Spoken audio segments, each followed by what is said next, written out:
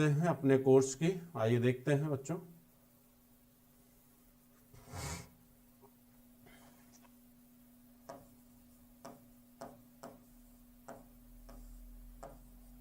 मराठा पेशवा बाजीराव प्रथम।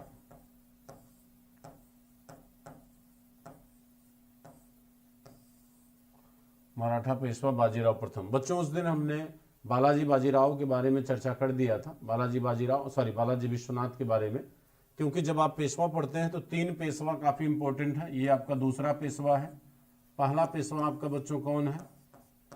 बालाजी विश्वनाथ। पहला पेशवा है बालाजी विश्वनाथ, ठीक। दूसरा पेशवा बाजीराव, और तीसरा है बच्चों बालाजी बाजीराव। बालाजी बाजीराव, ये 3 पेशवा बच्चों आपके इंपॉर्टेंट है जो आपको पढ़ना होता है। तो आज हम पढ़ेंगे, उस दिन इनके बारे में हमने आपको पिछली क्लास में चर्चा किया था, ठीक। आज हम बच्चों पढ़ेंगे बाजीराव प्रथम के बारे में, जो बेटा है किसका? बालाजी विश्वनाथ का, ठीक है। ये बालाजी विश्वनाथ का बच्चों क्या है? बेटा है। तो बाजीराव के बारे में आज पढ़ेंगे। तो एक बार बच्चों फटाफट सभी लोग जुड़ जाएं क्लास से, अगर मेरी आवाज़ आप तक पहुंच रही है, ठीक है। विशाल, देखिए क्लास का आनंद आज अगर लेना हो बच्चों तो आप लोग संख्या अपनी बढ़ाइए फटाफट। नहीं, जिसको पढ़ना बच्चों सब जग रहे हैं, बस आप केवल लिंक को शेयर करिए, सभी लोग आ जाएंगे फटाफट, ठीक है। अमित तिवारी जी, अर्चना, ममता, विशाल, चलिए सभी लोग बच्चों आइए देखते हैं बच्चों बाजीराव फर्स्ट के बारे में। देखिए बच्चों, कहा जाता है कि जिस समय पेशवा पद की स्थापना हुई, तो पेशवा पद की स्थापना बच्चों कब हुई थी? 1713 ईस्वी में। 1713 ईस्वी में पेशवा पद की स्थापना होती है। और साहू जो उस समय बच्चों छत्रपति था, ठीक, उसने पेशवा बनाया किसको? बालाजी विश्वनाथ को, ठीक। बालाजी विश्वनाथ पेशवा बनता है। साहू क्या है? राजा है। साहू को राजगद्दी दिलाने में सबसे बड़ा योगदान किसका रहा? बालाजी विश्वनाथ का रहा। साहू ने बच्चों बालाजी विश्वनाथ ने साहू के दुश्मनों को क्या किया? समाप्त किया। साहू के दुश्मन बच्चों कौन थे? ताराबाई और राजसबाई, ठीक। दोनों को क्या किया? समाप्त करके बालाजी विश्वनाथ जो है स्वयं बच्चों क्या बनता? पेशवा बन जाता है। और बालाजी विश्वनाथ ने अपने समय ही पेशवा पद को इतना महत्वपूर्ण बना दिया था कि पेशवा पद भी बच्चों क्या हो गया? वंशानुगत हो गया। वंशानुगत होने का मतलब है कि यह पद इतना महत्वपूर्ण हो गया था कि इसका बेटा ही अगला पेशवा बनेगा बच्चों, ठीक। तो पेशवा पद वंशानुगत इसी के समय हुआ क्योंकि इसके बेटे बाजीराव प्रथम को साहू ने अगला पेशवा बना दिया। तो बाप का उत्तराधिकारी अगर बच्चों बेटा होता है तो हम क्या कहते हैं कि पद वंशानुगत हो गया है, ठीक। तो यहाँ पर पद क्या हो गया? वंशानुगत हो गया, क्योंकि बालाजी विश्वनाथ का बेटा बाजीराव क्या बना? पेशवा बना, ठीक। तो पदों का वंशानुगत, पेशवा पद वंशानुगत किसके समय हुआ? बालाजी विश्वनाथ के समय। तो आइए देखते हैं बाजीराव ने बच्चों किस तरह मराठा राज्य को क्या किया? चरमोत्कर्ष पर पहुंचाया। लेकिन उससे पहले हमें यह देखना होगा बच्चों कि जब बाजीराव पेशवा बना तो बाजीराव के प्रतिस्पर्धी कौन कौन थे? बाजीराव के बच्चों 2 प्रतिस्पर्धी थे। एक बच्चों सेनापति खांडेराव,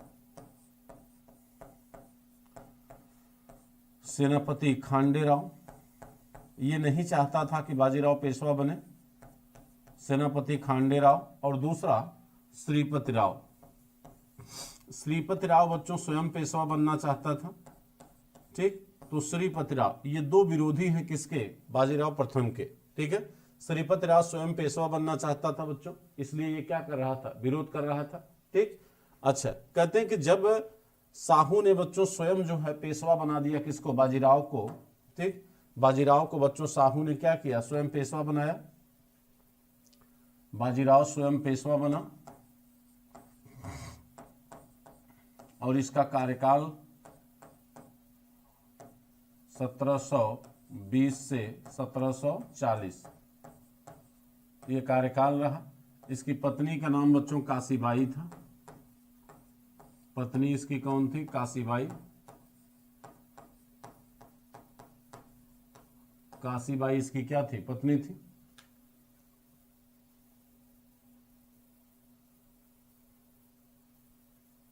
इसकी पत्नी क्या थी बच्चों? काशीबाई थी। अब देखिए, कहते हैं कि बाजीराव बच्चों जब पेशवा बना तो बाजीराव मराठा राज्य को पूरी तरह से क्या करना चाहता था? विस्तार करना चाहता था। ये साम्राज्यवाद बच्चों, साम्राज्यवाद का समर्थक था और इसका ये मानना था कि इस समय मराठा शक्ति अपने चरमोत्कर्ष पर है और यह वह समय है जब मुगलिया सल्तनत को क्या कर देना चाहिए? समाप्त कर देना चाहिए। ये साफ साफ शब्दों में कहता है कि जब वृक्ष के तने पर अगर हम वार करें तो शाखाएं अपने आप गिर जाएंगी। यानी इनका कहने का मतलब था कि अगर हम मुगल सल्तनत को ही सीधे सीधे जीत लें तो जो उसके सहयोगी हैं वो अपने आप हमारे अधीन हो जाएंगे। और वास्तव में बच्चों इस समय मुगल सल्तनत जो मुगल मोहम्मद शाह के अधीन थी वह बेहद कमजोर थी, क्योंकि मोहम्मद शाह के समय ही बच्चों मुगल सल्तनत पूरी तरह से क्या हो रही थी? अलग हो रही थी। और ये वही मोहम्मद शाह हैं जिनके समय बंगाल मुर्शिद कुली खां के नेतृत्व में, हैदराबाद का निजाम चिनकिलिज खां के नेतृत्व में और अवध जो है सादत खां के नेतृत्व में क्या हो गया? मुगलों से अलग हो गया। तो ये एक दौर ऐसा था बच्चों जब मुगल सल्तनत धीरे धीरे क्या हो रही थी? कमजोर हो रही थी मोहम्मद शाह के नेतृत्व में, और वहीं पर मराठा राज्य पेशवा के नेतृत्व में मजबूत हो रहा था। तो इस कमजोरी का फायदा बाजीराव उठाना चाहता था और बाजीराव ने कहा था कि यह वह दौर है, यह वह समय है कि जब हम वृक्ष के तने पर अगर वार करें तो शाखाएं अपने आप गिर जाएंगी। यानी मुगल सल्तनत इतनी कमजोर है कि हम सीधा मुगल बादशाह पर अटैक कर सकते हैं। ठीक, लेकिन इसने बच्चों ऐसा नहीं किया। ठीक है, और हालांकि करेगा आगे, अभी नहीं, आगे बच्चों ये करेगा। इस तरह से कहा जाता है कि बाजीराव और श्रीपत राव में विरोध किस बात का था? बाजीराव और श्रीपति राव इन दोनों में बच्चों विरोध किस बात का था? विरोध इस बात का था कि एक तरफ बाजीराव साम्राज्यवाद चाहता था तो वहीं दूसरी तरफ बच्चों श्रीपति राव का कहना था कि मराठा राज्य का विस्तार केवल दक्षिण भारत में होना चाहिए। इसका मानना था कि मराठा राज्य का विस्तार केवल दक्षिण भारत में होना चाहिए, केवल दक्षिण भारत में होना चाहिए।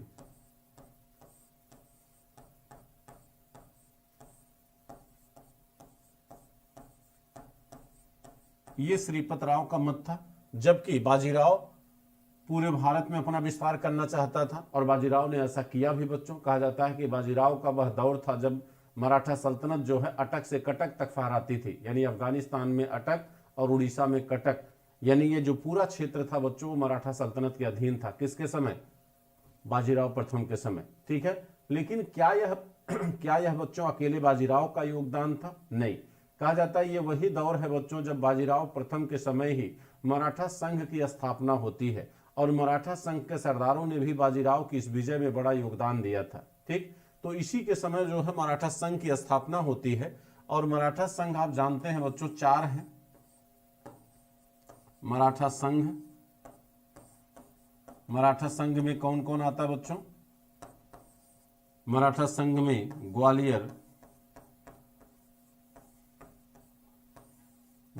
के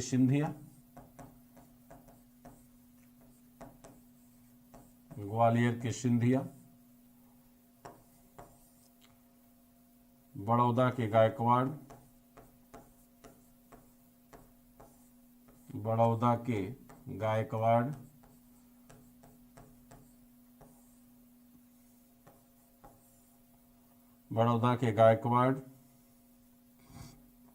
ग्वालियर के सिंधिया, बड़ौदा के गायकवाड़, नागपुर के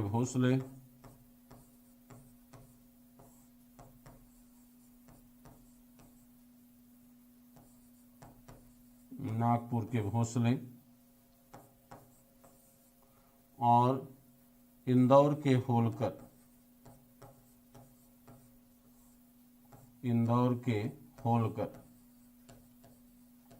लेकिन अगर आपसे ये पूछ लिया जाए बच्चों, जैसे सिंधिया, गायकवाड़, भोसले और होलकर के नाम से ये फेमस तो हैं, लेकिन अगर आपसे पूछा जाए कि वास्तव में जिस गायकवाड़ की हम बात कर रहे हैं, बड़ौदा के गायकवाड़ की, इस राजवंश के संस्थापक कौन था बच्चों? तो बड़ौदा के गायकवाड़ राजवंश का संस्थापक बच्चों कौन था? दामजी। कौन था बच्चों? दामजी ने इस संघ के माने दाम जी इसका संस्थापक था। ठीक है। और सिंधिया में बच्चों, सिंधिया में रणोजी सिंधिया, सिंधिया खानदान का पहला संस्थापक कौन था? रणोजी सिंधिया, रणोजी सिंधिया।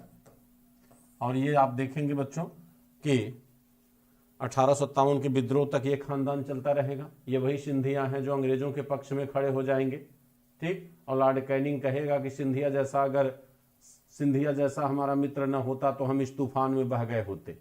और ये सच्चाई थी कि अगर ये सिंधिया उस समय 1857 के विद्रोहियों के साथ होता तो शायद हिंदुस्तान बच्चों 100 साल पहले आज़ाद हो गया होता। ठीक है। लेकिन कहते हैं हिंदुस्तान में अगर गुलाम रहा तो सिर्फ अंग्रेजों की योग्यता से नहीं रहा, हमारी बेवकूफ़ी से भी रहा, क्योंकि हमनों ने ही अपनों को लूटने में क्या किया? मदद किया। और भोसले, नागपुर के भोसले खानदान की स्थापना बच्चों रघु जी ने किया था। ठीक। और होलकर वंश की स्थापना होलकर ने किया था। तो ये चार बच्चों, ये मराठा संघ की स्थापना बाजीराव प्रथम के समय हुई।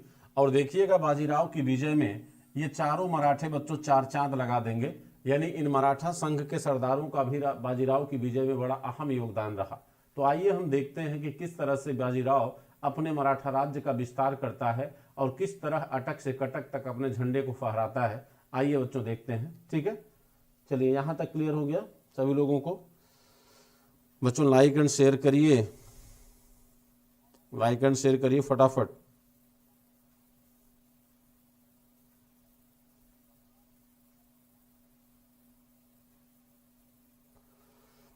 आकाश आनंद जी, ये तो हमारा प्रयास है, बस आप लोगों का प्रेम है, इसके लिए थैंक यू आप लोगों को।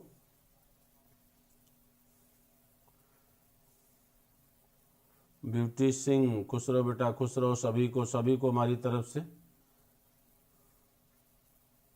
चलिए आइए देखते हैं कि किस तरह से मराठा राज्य का विस्तार बाजीराव करता है। देखिए बच्चों,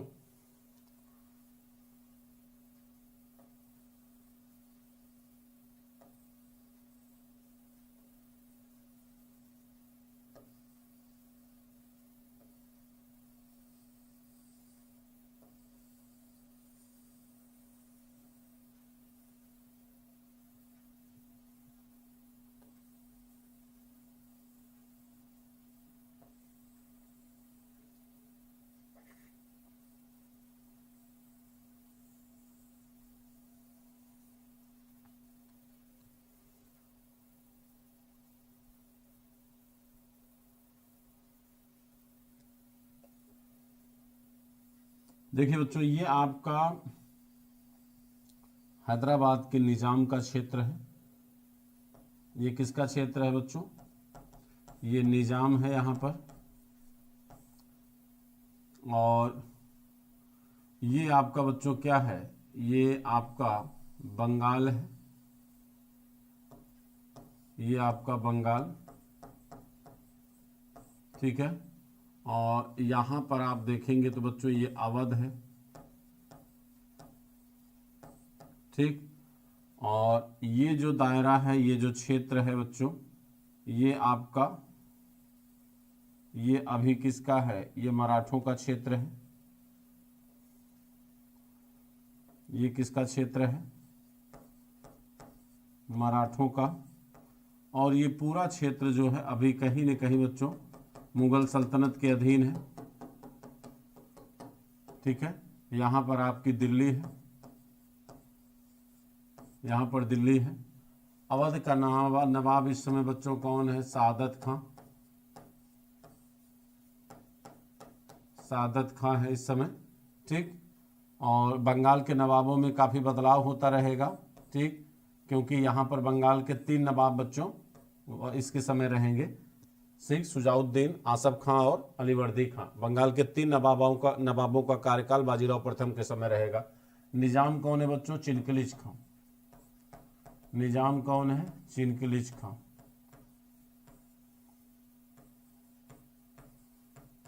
ठीक है। और यही बच्चों आपका छोटा सा, ये आपका जो है, इसको थोड़ा सा और छोटा करिए। बंगाल को आप ऐसे कर लीजिए, ठीक है। अवध को आप जो है ये करिए। यहाँ पर जो है आपका ये बुंदेलखंड, बच्चों ये बुंदेलखंड है, जहाँ के राजा कौन थे? छत्रसाल। यहाँ के राजा कौन थे? छत्रसाल, ठीक। और ये जरा से नीचे आएंगे बघेलखंड में, तो यहाँ पर बंगस पठान था बच्चों। ये बघेलखंड, बघेलखंड में कौन है? बंगस पठान। बंगस पठान जो मुगलों को परेशान करता था, छत्रसाल को भी करता था बच्चों, ठीक। और ये आपकी बच्चों मुगलिया सल्तनत है, ये मुगल सल्तनत है, ठीक है। अब देखिए, कहते हैं कि बाजीराव जब पेशवा बना बच्चों, बाजीराव जब पेशवा बना, तो बाजीराव अपने समय, अगर उसकी बात करें बच्चों, अगर मोटा मोटा आपको बताएं, तो बाजीराव ने अपने समय गुजरात, मालवा, दिल्ली,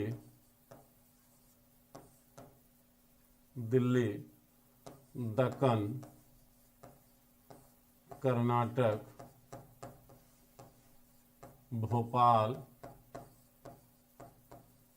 इन सारे क्षेत्रों को बच्चों उसने क्या किया था? जीता था, ठीक है। यानी यहां तक कि बुंदेलखंड को भी आप कह सकते हैं, इसमें बुंदेलखंड को भी बच्चों उसने जीता था।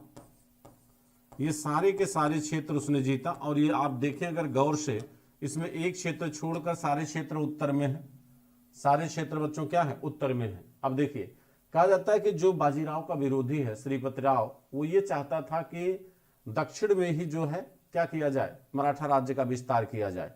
लेकिन बच्चों, लेकिन कहा जाता है कि बाजीराव ये चाहता था कि हम उत्तर भारत में विस्तार करें, दक्कन तो अपना है ही, दक्कन में जब चाहेंगे तब विस्तार कर लेंगे। अच्छा, इस समय कुछ ऐसी परिस्थितियां, कुछ ऐसी घटनाएं हुई। घटनाएं क्या हुई जरा देखिए।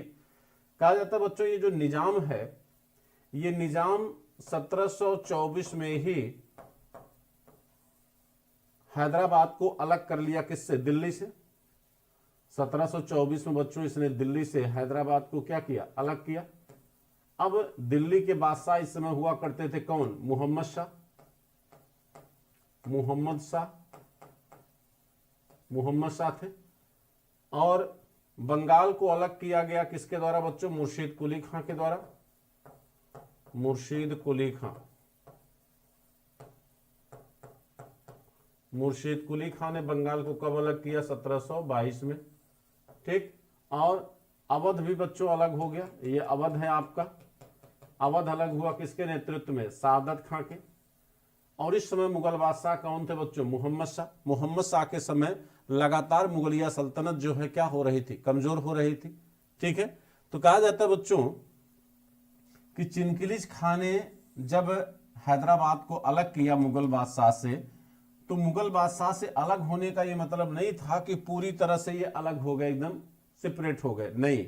जैसे अपने यहाँ कश्मीर बच्चों है, एक स्वायत्त क्षेत्र है, ठीक। उसी तरह ये थे। अलग होने के बावजूद भी ये मुगल बादशाह को सैनिक और आर्थिक मदद दिया करते थे, चाहे हैदराबाद का निजाम हो, चाहे ये बंगाल हो, ठीक है। ये मदद बच्चों प्रदान किया करते थे। कहा जाता है कि चिनकिलिज खां को मुगल बादशाह ने मदद के लिए उत्तर भारत में बुलाया। और जब यहां पर बच्चों चिनकिलिज खां उत्तर भारत गया मुगल बादशाह के पास, तो मुगल बादशाह ने चिनकिलिज खां को क्या बना दिया? वित्त मंत्री बना दिया, वजीर बना दिया, वित्त मंत्री बना दिया, ठीक। और ये सोचा कि चिनकिलिज खां हैदराबाद का निजाम क्या करेगा? छोड़ देगा निजामी का पद, और हैदराबाद फिर से मुगल बादशाह में, मुगल सल्तनत में क्या हो जाएगा? शामिल हो जाएगा।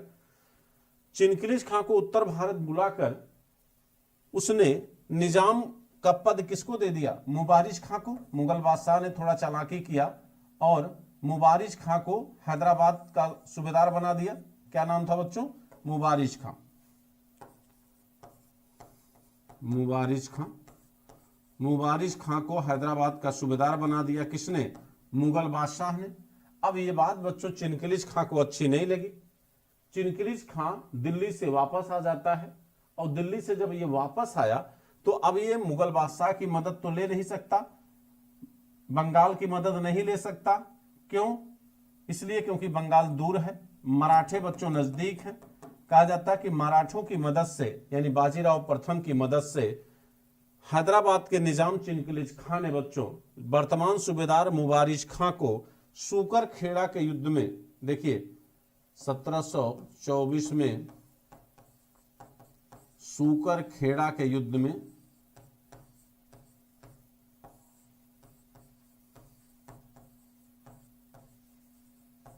सूकर खेड़ा के युद्ध में पराजित कर दिया। अब यह प्रश्न आता है बच्चों कि सूकर खेड़ा का युद्ध जो है किन दो शासकों के बीच हुआ था? तो हैदराबाद के निजाम चिनकिलिज खां और मुबारिज खां के बीच हुआ था। ठीक है, इन दोनों के बीच होता है और यहां पर बच्चों मुबारिज खां हार जाता है, पराजित हो जाता है और फिर से निजाम जो है यानी चिनकिलिज खां हैदराबाद पर क्या कर लेता है? अधिकार कर लेता है। चिनकिलिज खां ने बच्चों क्या किया? हैदराबाद पर अधिकार कर लिया। ठीक है, अब जब हैदराबाद पर चिनकिलिज खां ने बच्चों अधिकार कर लिया तो भाई हैदराबाद का निजाम कम तेज तो है नहीं, ये भी बहुत योग्य व्यक्ति था बच्चों। तो ये बाजीराव की कारगुजारियों से पूरी तरह परिचित था, ये बाजीराव की साम्राज्यवादी नीति से पूरी तरह वाकिफ था। ठीक, इसने क्या किया भाई, एक बार मदद लेके अपना क्षेत्र तो ले लिया, इसके बाद ये कभी नहीं चाहेगा कि इसका पड़ोसी क्या हो? मजबूत हो, क्योंकि आप में भी तो वही विचारधारा है, आप भी तो अपने पड़ोसी को हमेशा कमजोर करना चाहते हैं, चाहते ही नहीं चाहते? तो हैदराबाद का निजाम भी ये चाहता था कि मराठा सल्तनत क्या हो जाए? कमजोर हो जाए। तो मराठा सल्तनत कमजोर कैसे होगी? आपको पता बच्चों, इस समय यहां साहू छत्रपति है। साहू किस पद पर है? छत्रपति। साहू के विरोधी कौन है बच्चों? राजसबाई। साहू की विरोधी कौन है? राजसबाई। अगर याद करिए बच्चों, कौन है राजसबाई?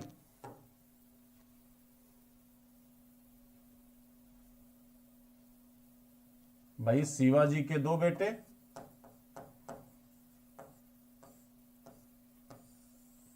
शिवाजी के दो बेटे थे बच्चों, एक संभाजी और राजा राम, ये दो बेटे थे। संभाजी से पैदा हुआ था कौन? साहू। राजा राम से पैदा हुए थे कौन? संभाजी द्वितीय। संभाजी द्वितीय और संभाजी द्वितीय और शिवाजी द्वितीय। संभाजी द्वितीय और शिवाजी द्वितीय, ये दो पैदा हुए थे। ठीक है, और यहां पर आप देख सकते हैं कि संभाजी पैदा हुए थे किससे? इनकी माता का नाम बच्चों क्या था? राजसबाई। और शिवाजी द्वितीय की माता का नाम क्या था? ताराबाई। अब आपको पता बच्चों कि साहू इस समय क्या है? छत्रपति है। साहू छत्रपति के पद पर है। तो ये दोनों क्या हैं? साहू की विरोधी हैं, क्योंकि ये चाहेंगे कि इनका बेटा क्या बने?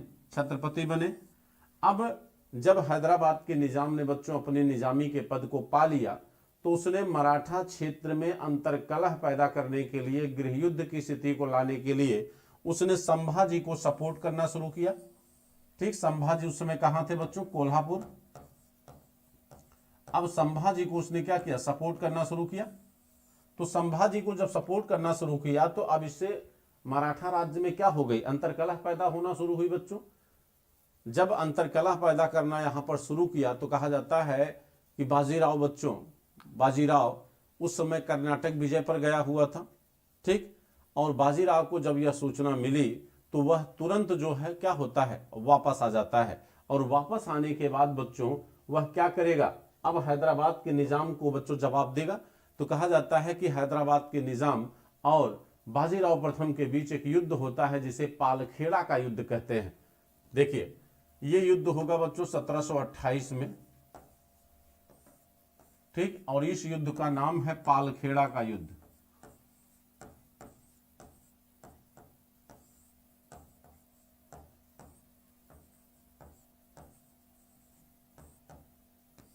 पालखेड़ा का युद्ध, ये युद्ध होता है दो लोगों के बीच, हैदराबाद के निजाम के बीच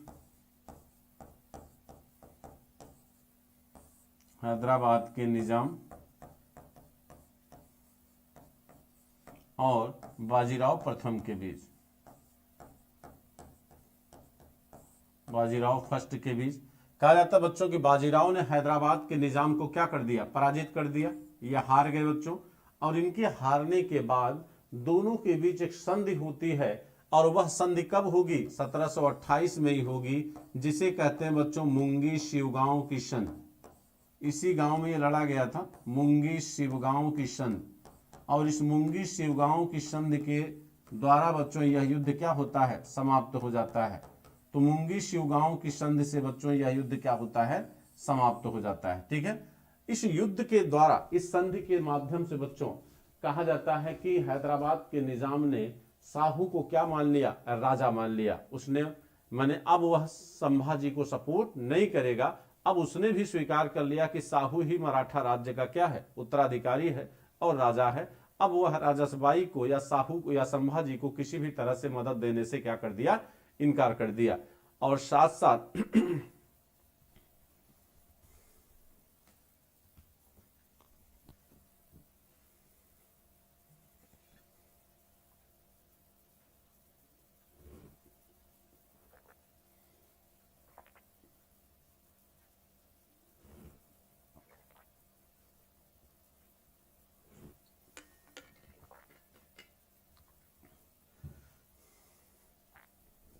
अब बच्चों वो क्या करेगा, अब यहां पर क्या होगा, मैंने पहला प्रावधान तो ये है, मुंगी शिवगांव की संधि में क्या प्रावधान था,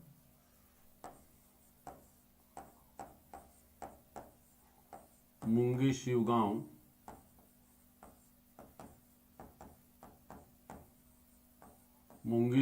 की संधि ये बच्चों कब होती है, 1728 में। ठीक है,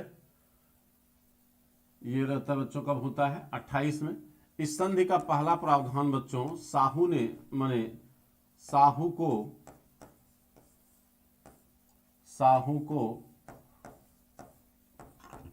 निजाम ने मराठा राजा स्वीकार किया।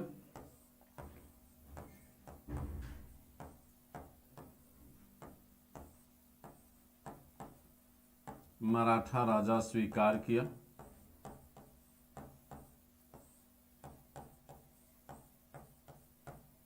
मराठा राजा स्वीकार किया। नंबर 2,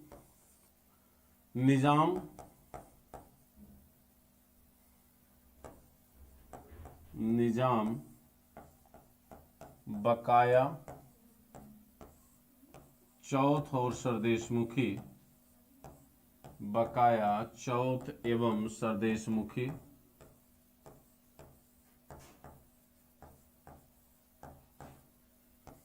बकाया चौथ और सरदेशमुखी देने का वादा किया।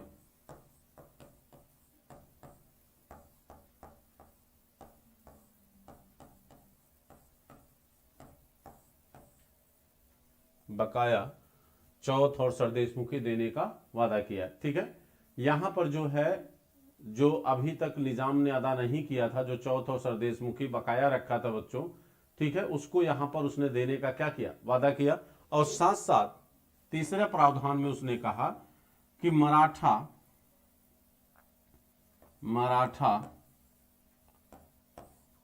हैदराबाद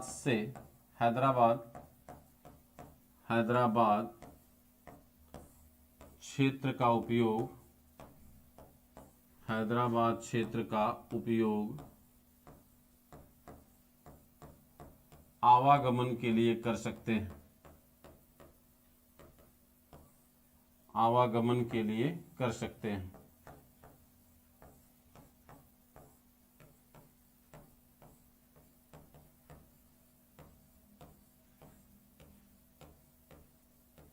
ठीक, यानी मराठे जो है हैदराबाद राज्य का क्षेत्र जो है अपने आवागमन के लिए बच्चों उपयोग कर सकते हैं। ठीक, अब देखिए,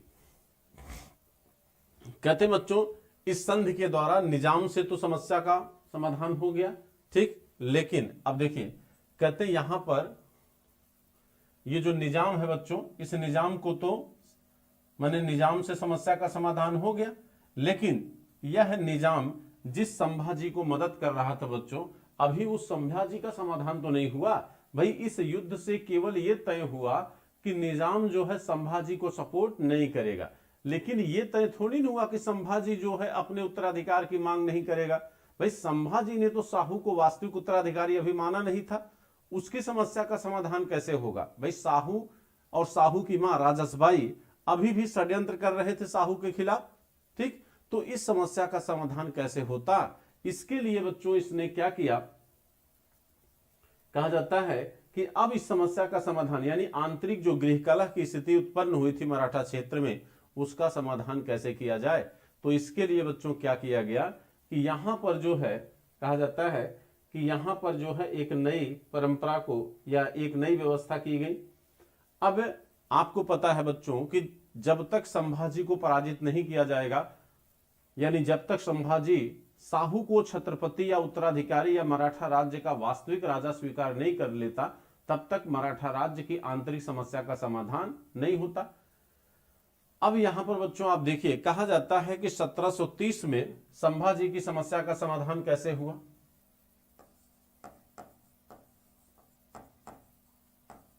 संभाजी की समस्या, संभाजी द्वितीय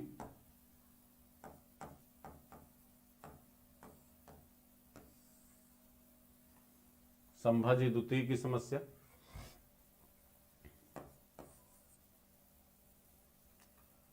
बच्चों श्रीपति राव जो सेनापति था, श्रीपति राव ने संभाजी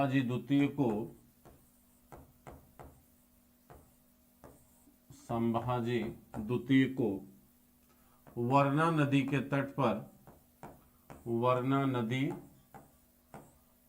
नदी के तट पर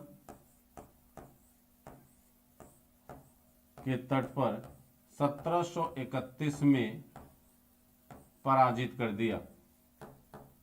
1731 में क्या किया?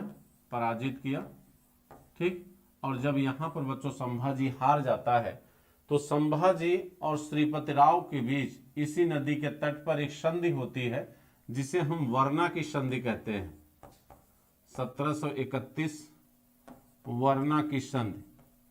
वर्ना की संधि बच्चों, यह संधि जो है साहू और संभाजी द्वितीय के बीच थी। वही श्रीपति राव प्रतिनिधि है किसका? साहू का। साहू और संभाजी के बीच हुई, संभाजी द्वितीय के बीच। इस संधि के माध्यम से संभाजी की समस्या का भी क्या हो गया? समाधान हो गया। और मजबूर होकर संभाजी ने साहू को क्या मान लिया? छत्रपति मान लिया। यानी अब जो है साहू वास्तविक उत्तराधिकारी है, यानी साहू के राज्य की आंतरिक समस्या भी समाप्त हो गई और हैदराबाद और मराठों के बीच की समस्या का भी क्या हो गया? समाधान हो गया, ठीक है। तो यहां पर एक आंतरिक समस्या का समाधान बड़े आसानी से बच्चों यहां पर हो गया। अब क्या समस्या है, ठीक है, आइए देखते हैं आगे।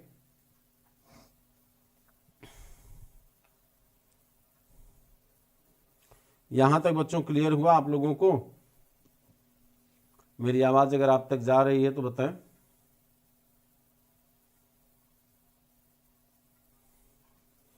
आयुष जी ने एकदम सही कहा।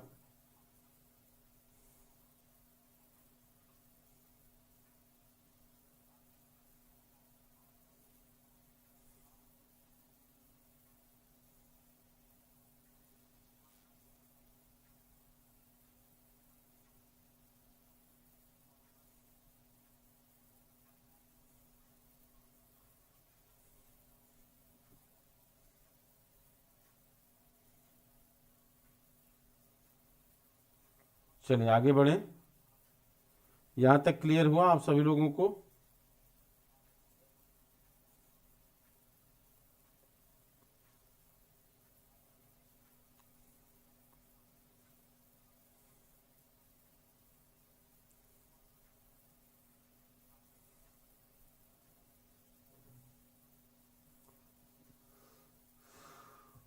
चलिए ठीक, आगे चलिए। अब देखिए,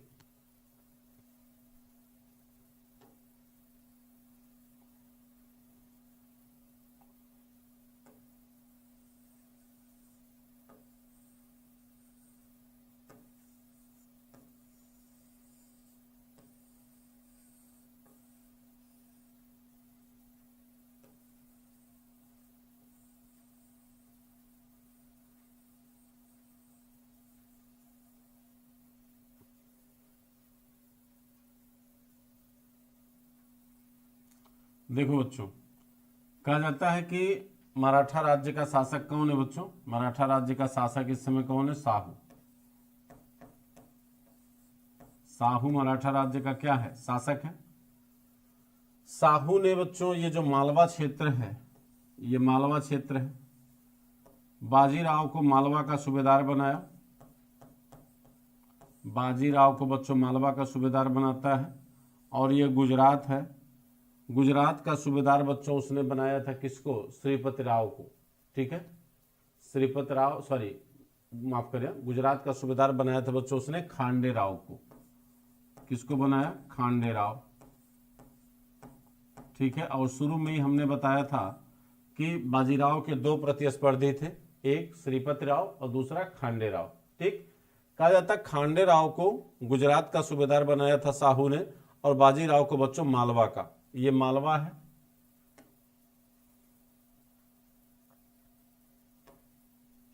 ये आपका क्या है? मालवा। और ये आपका क्या है? गुजरात। ठीक, कहा जाता है बच्चों कि यहां पर जो खांडेराव था, ठीक, वो मालवा को भी चाहता था। खांडेराव मालवा को भी चाहता था बच्चों, ये बाजीराव का प्रबल विरोधी था। ठीक, लेकिन हालांकि जब तक खांडेराव जिंदा रहा, खांडेराव सेनापति था बच्चों, खांडेराव जब तक जिंदा रहा तब तक कोई युद्ध तो नहीं हुआ दोनों के बीच में।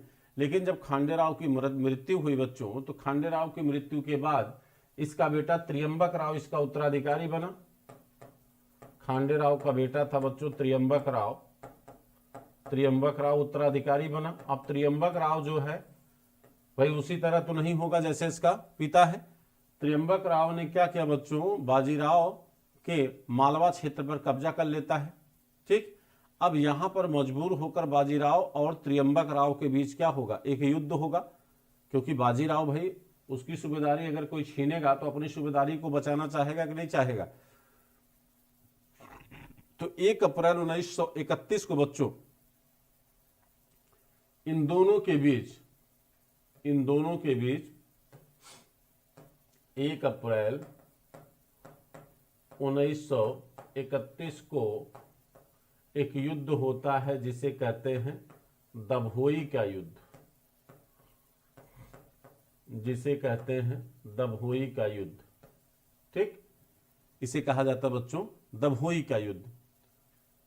अब यहां पर इस युद्ध में बच्चों बाजीराव प्रथम क्या होता है? विजयी हो जाता है। ठीक, बाजीराव प्रथम जब जीत गया तो बाजीराव प्रथम को इस गुजरात के आधा, अब जो गुजरात कभी खांडे राव का पूरा हुआ करता था, त्रियंबक राव का बच्चों वो पूरा था, वहां की सूबेदारी की टोटल आय जो है वो त्रियंबक राव को मिलती थी। अब इस युद्ध में हार जाने की वजह से बाजीराव को आधे गुजरात की भी आय क्या होने लगी? मिलने लगी। और आधी जो है गुजरात की आधी आय जो है इस त्रियंबक राव के भाई थे यशवंत राव। त्रियंबक राव तो मारे गए, इनके भाई हुआ करते थे यशवंत राव। यशवंत राव बच्चों, इन यशवंत राव को मिलते थे। ठीक है, यानी अब आधी गुजरात की आय भी किसको मिलने लगी बच्चों? बाजीराव को मिलने लगी। बाजीराव कभी पराजित नहीं हुआ था बच्चों, बाजीराव कभी हारा नहीं।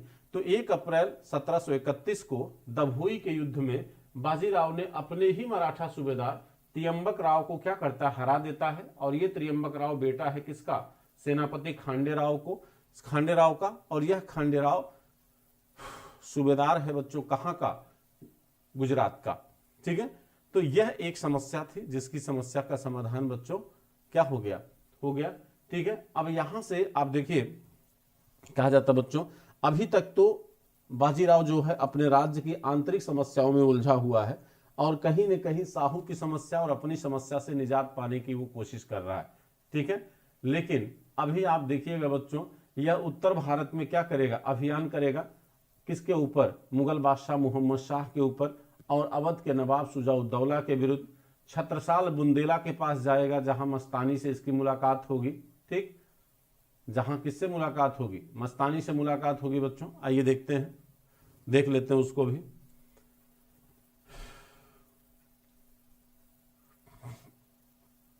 ये देख रहे हैं बच्चों, ये बुंदेलखंड है। बुंदेलखंड को मोहम्मद खां बंगस, ये पठान, बंगस पठान बच्चों क्या करते थे, परेशान करते थे। कहा जाता कि बुंदेलखंड के राजा छत्रसाल ने बच्चों 1729 में, कब, 1729 में, 1729 में इन्होंने बाजीराव से क्या किया, मदद मांगा। किसने, छत्रसाल ने बच्चों।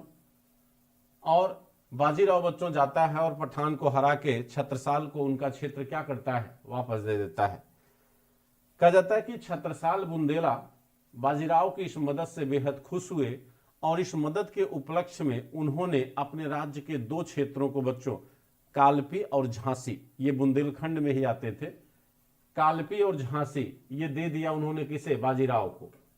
ये 2 जागीरें, कालपी और झांसी, ये दोनों जागीरें बाजीराव को दे दिया किसने, छत्रसाल बुंदेला ने। और साथ साथ बच्चों कहा जाता है, कुछ लोग मानते हैं कि मस्तानी इनकी पुत्री थी, ठीक। और इसी समय बच्चों मस्तानी भी बाजीराव को सौंपी गई।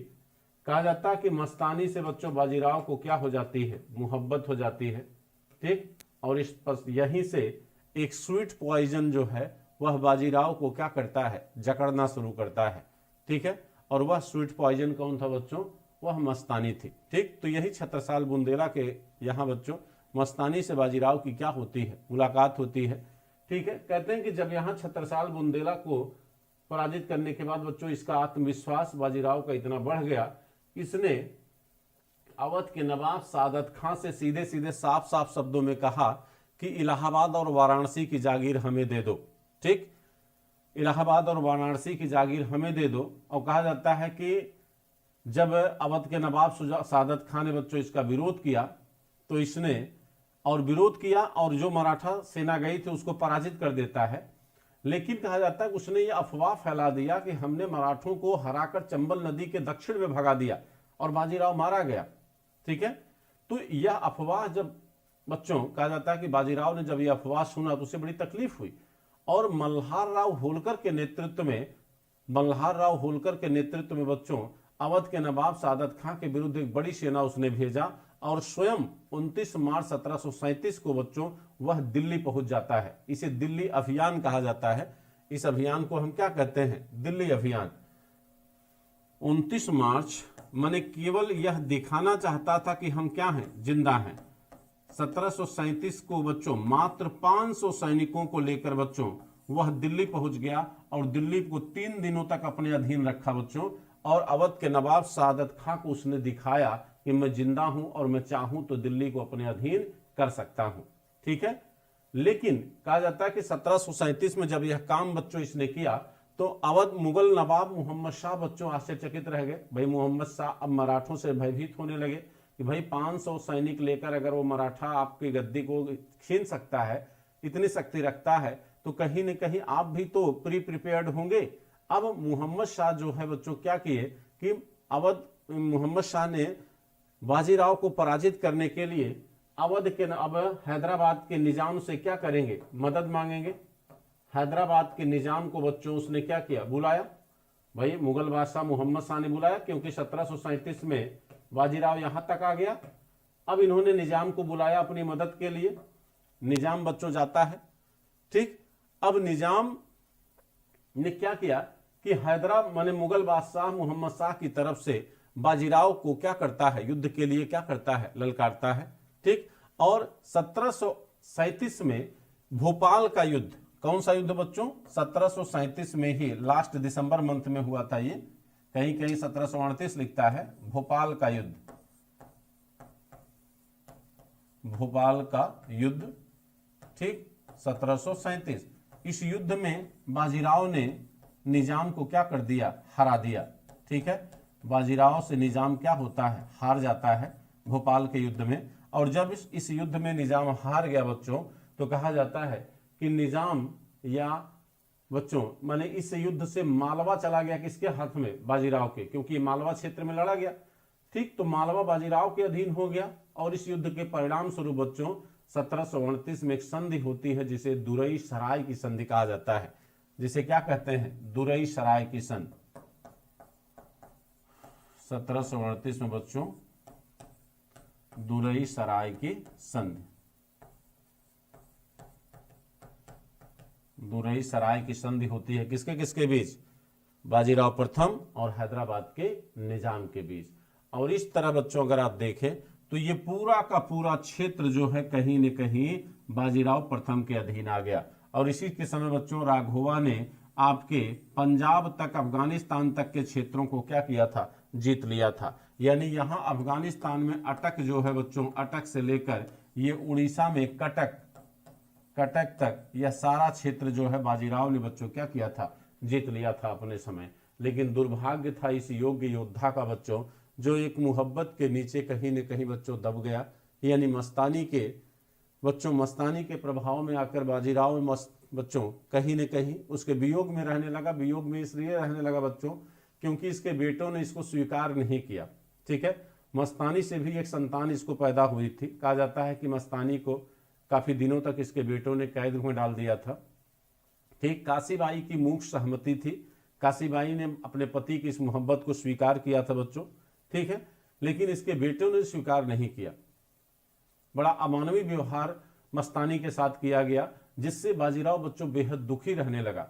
कहा जाता है कि इस वियोग में, इस दुख में बाजीराव बीमार पड़ जाता है और नर्मदा की घाटियों में युद्ध करते हुए मारा गया। लेकिन कुछ इतिहासकार लिखते हैं कि नहीं, वो वियोग में और बीमारी से मरा, उसे कोई हरा नहीं पाया था, कोई योद्धा उसे छू नहीं सकता था। ठीक है, वो मरा तो सिर्फ अपनी मौत से मरा। और वह क्यों मरा? वियोग में मरा बच्चों, ऐसा कुछ इतिहासकारों का कथन है।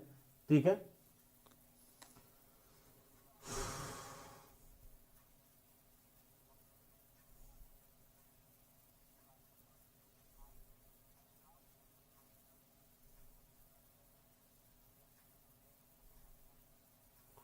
बात समझ में आई कि नहीं? तो बच्चों ये आपका हमने मोटा मोटा बाजीराव के बारे में चर्चा कर दिया।